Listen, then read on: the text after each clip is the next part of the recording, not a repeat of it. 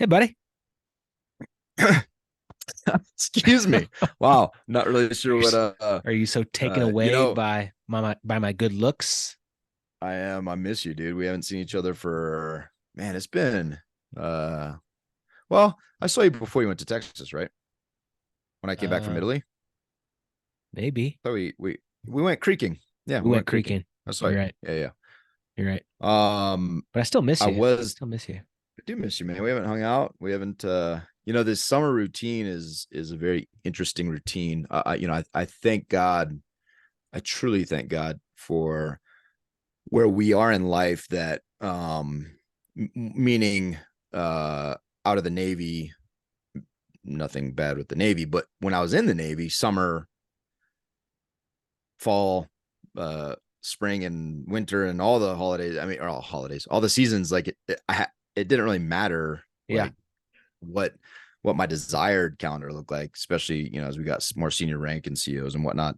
um but now I have to like contend with my schedule, right? Like, and my kids' schedules during the day, like, Yeah. which is completely foreign to me. I say foreign. We did this last summer, failed at it miserably. This summer we did a little better, but still did not do well because my wife also is an entrepreneur, and so it's just an interesting time, dude. It's trying to figure out. So we're already looking at next summer, like, okay, how do we take some of this stress off our marriage and like give each other opportunity to you know work, but it's not, because both of us, work is also a reflection of our passions, right? So the coaching, the mastermind for me, all the things we're doing, the retreats, all the things you and I are doing are very, I'm very passionate about as well. And for her, coaching women and doing all, the things that she's doing, her health training, and she's a coach now for at a gym.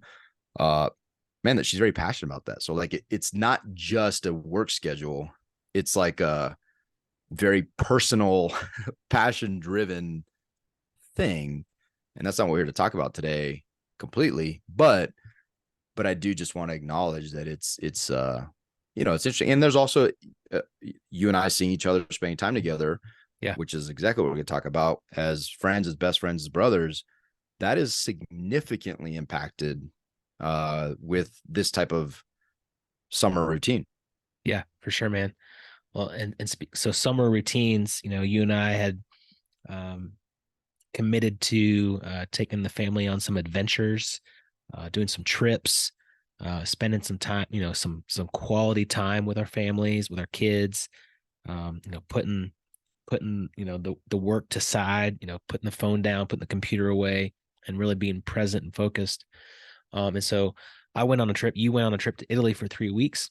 I took my family to Texas to see some family, and then from Texas we went to Cancun, Mexico, and spent a week there. And I completely did a digital detox for 7 days, which I'd like to do another talk on that. But like during the period of time in Mexico, there's a pool at the hotel, and our kids would just immediately make friends with other kids at the pool. And it was within like less than an hour, like minutes of like hanging out at the pool. Like the kids would kind of flock to each other of similar age. They would all come together and start playing, and they would play games, and they would swim together, and share goggles and share flippers and like just all this stuff, right? And then they'd go down to the beach and make Share sandcastles, COVID. share COVID. Yeah, yeah. We got COVID on the way back, so that was fun. But I witnessed a transaction between my son and this other little girl, and it really made me reflect on friendship. And we were sitting at the beach, we were building sandcastles, and the little girl that was kind of playing with us, she was sitting next to my son Wells, and just kind of out of the blue, like within like 30 minutes of us hanging out with this little girl, like she said to Wells directly, "Do you want to be friends?" And Wells kind of like looked at her, and he was like, "Yeah, sure." And it was almost like a high five. All right, now we're friends. Let's get back to playing, right? And then they played like the rest of the day. Like they hung out, they swam at the pool. Like they would go to the pool, they'd go to the beach, like they'd play and uh it was just an interesting transaction of like the girl being so open and vulnerable and just out there like, "Hey, do you want to be my friend?" And I thought to myself, would we do that? Like, would an adult first transaction time meeting another adult, another man, just be so open and vulnerable and be like, hey, man, do you want to be my friend? Do you want to hang out? And I would bet you that most would say no, that they would not do that like right away, right? So it was just an interesting like reflection of like how and why a child can be so open and just be so vulnerable and like just throw it out there. Hey man, do you want to be my friend? To where we're at now as adults, like don't see that happening very often. I don't know. Curious what you think about it. Yeah, man. I think, well, and I think we as adults have so many years of rejection and fear built up that we are reticent to do things like that, to put ourselves out there. But I'll tell you, and it's funny because I'm thinking of like how this applies to an adult, right? And I do not think that I am any kind of uh good example, but I'll tell you I'm very intentional with this kind of stuff. And this is how I do it. This is what I do because I'm very intentional with the do you want to be my friend type thing. And there's two things that pop to mind immediately. One is UFC. I'm a big UFC fan. I love watching fights, and I've not found a lot of dudes that fight. And even my wife is in on this now. She does it. And if it comes up in conversation, like a fight's coming up, and we're at the pool, this just happened recently. We're at the pool, a big fight was coming up. And I started talking to a guy, and I'm like, hey, do you like UFC? And Eric happened over here, and because she's seen this play out a bunch of times, and he's like, dude, I love UFC. And Erica, she actually came in and interrupted. She's like, oh my gosh, you guys should go on a play date.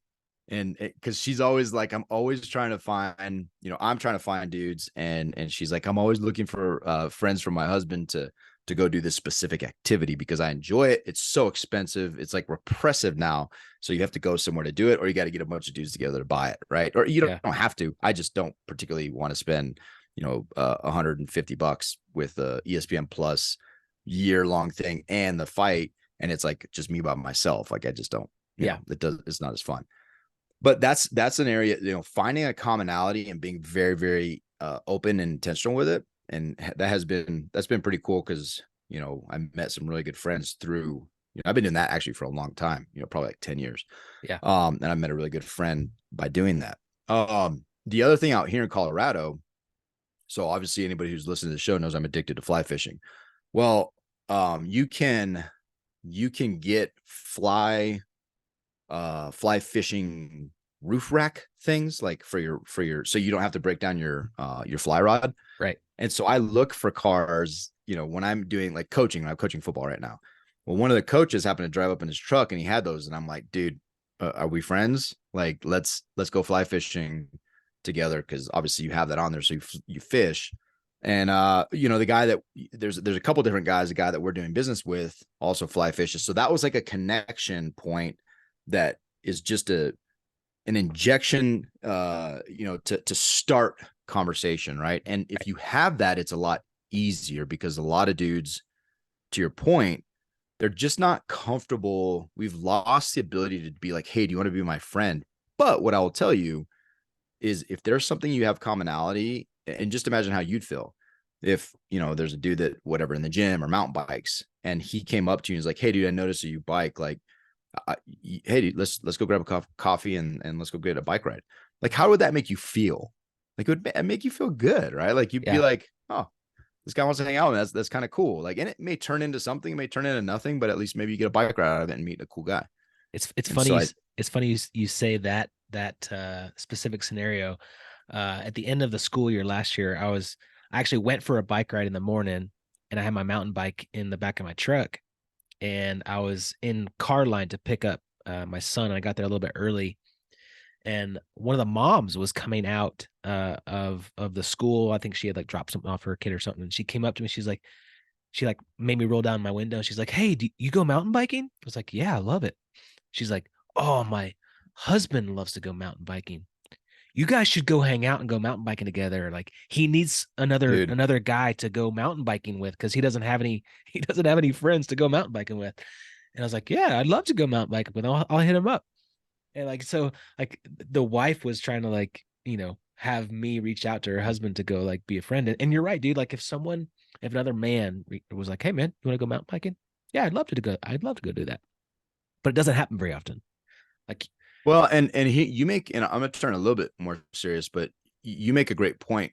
Like we have literally relegated our manhood oftentimes. And when I say manhood, there's so much. I'm reading this fascinating article, and it is the whole article. It's written by a woman, and the article is basically one of the premises of it is that men are just there's a struggle to define manhood in a culture that usually the word manhood or masculinity has the word toxic in it, right? Nowadays. And what's interesting, it's like we always talk about success. Hey, what does success mean to you? Okay, cool. What does masculinity mean to you? Like it's not a dirty word, and it doesn't have to be, but most men, most people in our culture today, they don't even know what manhood should be. And I do not think manhood is like, it's like success, right? It's for you. It's for you to determine for yourself, like what it is that makes you, for me, like manhood involves protecting my family and my kids. But it's also providing, right? We talk a lot about providing. I want to be there to provide emotionally. I want to be there to provide materially. I want to be there to provide an example. I want to be there to provide my ears. Like, you know what I'm saying? Like there's a lot of different things behind this idea of masculinity. And the problem is our wives recognize it, and women recognize it often, that we are not fulfilling our role. And again, I'm not defining the role. I'm not saying men go to work and they make more money than women and they are aggressive and they are competitive and they are like, I'm not saying that. What I'm saying is I feel very secure in my skin.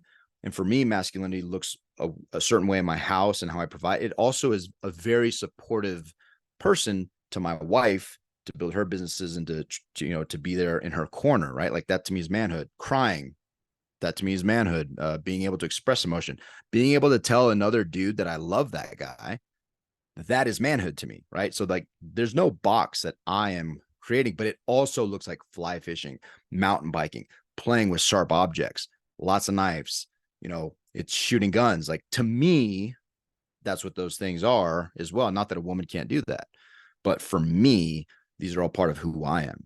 And our wives and the women in our lives are seeing unhappy dudes that they love, and they're trying to get us to make friends, to do things that they know we enjoy, because we've given up. We are not assertive in putting ourselves out there to create deep, lasting, meaningful friendships. What if that dude you go on a bike ride with is like exactly who you need to meet, or you are exactly who he needs to have an outlet to talk to? Our wives are tired of being the only people we talk to, yep, right? 100%, They're, man. they're sick of it. And we should not put that responsibility on them to be our best friend, our confidant, our camping buddy, our bike for, like they don't want that. Yeah. And because I They personally, can't be that. they can't be that. And I don't want that to, like, my wife's like, hey, I'm going out with the girls tonight from the gym. We're going to go to grab a beer. I'm like, awesome. Go do that. I'm like, why are there paddle boards in the back of our car? Those aren't ours. Oh, me and the girls are going to go to the thing, and awesome. Like, go do that. Yeah. They should do that. Well, we should too. Right. Like I don't invite my wife to go fly fishing with me unless like we want to go on a fly fishing date, which she has no interest. Yeah. But like that's my thing, and I should embrace that and do that, and what that looks like, right? And so I just think I think there's also, we need to pay attention when other women are coming to us and being like, hey, will you play with my husband?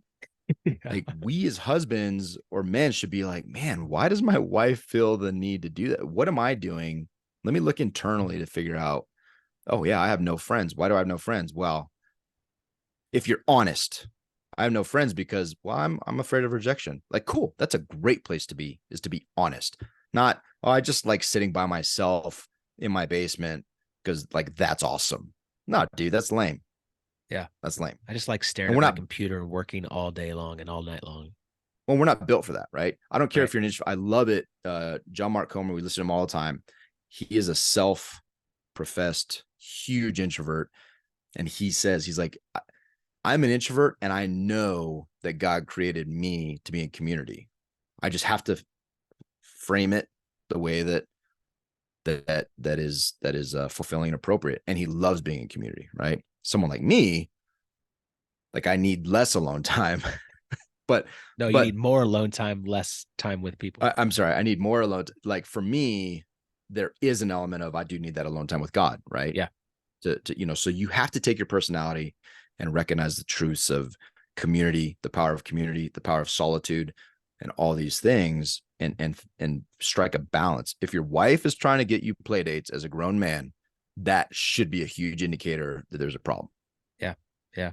Yeah. It reminds me of we had a conversation with Ben Kaloy, the dad coach, on one of our podcasts, and he said the number of hellos you say equates to the number of opportunities that may come across your plate. And I think it's true, man. Maybe it's not like saying to another dad that you meet for the first time, "Will you be my friend?" But maybe it's a hello. Maybe it's, "Oh, hey, I saw you fly fish. I like fly fishing too. Oh, do you like UFC? Hey, I like UFC too. We should go watch a fight together sometime." Maybe it's just that initial like reach out to find some type of commonality. And maybe it's an awkward conversation and maybe there's no commonalities and you guys go about your way. But if you never try, right? Like you miss 100% of the shots that you don't take. Like, so take a shot, like say hello, reach out to a dude that's across at the park, you know, introduce yourself to the dudes that's standing right next to you at jiu-jitsu while you're watching your kids. Like just say hi, right? And start a conversation. You never know where it goes. Like, for me, like I've had a few conversations with guys that could be my new best friend. We're in works right now. So there's that. Yeah, I mean, I feel like you're going to be in works quite a while, and I feel like those dudes, whoever they are going to end up highly disappointed in whatever the works that you are. But I wish you the best of luck. You know what I Thanks, mean? I man. wish you the best of luck to find whoever that man in your life is, and you can you know because I didn't want to break it to you, but like dude, I have mandates all the Are you time, cheating on and me? I've got lots of dudes trying to be my best friend, and I mean, it's just kind of Mm. it's kind All of right. awkward, but this conversation's awkward to do it on the podcast. Well, I'm My gonna start apologies. saying hello to more men. Start asking them to go on mandates. Yeah, All of our listeners, you should too. Ask some dude if he wants to be your friend. yeah, do it. There's no excuse. Hey, life's too short, man. Like I tell you, and this is not for Stu. And I like, if what you do with your life and the friends you have and how you spend your time is, if I'm just being completely honest, is pretty inconsequential to me and Stu, right? I mean, what's consequential is the things you, Stu, do. I'm invested in you as my best friend, and there are dudes that I'm invested in, and that is that would have an impact. But in general, like this is for you, right? Like this is for the listeners to embrace for themselves, to go out and do, like, to have a more fulfilling life for themselves. And if you're a dad, just take a, I mean, just look at your life and be like, hey, is this the life I want for my kids, in whatever facet that is, right? We always have room to improve, so the answer should be no. I want to improve here. But if you want your kids, just imagine them not having any friends. Like, we get so used to it as, I think, adult men, like, yeah, just there's nobody hang out with, no friends, whatever. You just get used to it, and that's not something that we should be proud of. That's not something we should get used to, and just project it on, project it out to somebody else, and just consider, is that the life I want them to live? And if it's not, well, then why are you setting that example, right? Why are you setting the example of being on your computer all day and whatever it is you're doing to avoid being friends with other dudes? 20-second hugs. Wait, second hugs. That's where you need to get comfortable with 20-second hugs. Do it. You'll Giddy up. receive lots of 20-second hugs if you want to come to Empire, Colorado and join us for the next men's retreat, Kinetic Men Retreat, 27 to 29 September Empire, Colorado. Lots of man hugs, lots of hanging out, lots of hiking, lots of fishing, sitting around a campfire. It's good. It's real good. You should come join us. It's good. It's real good. Giddy up. Good chat. Bye Love now. you. Love you. See ya. See you.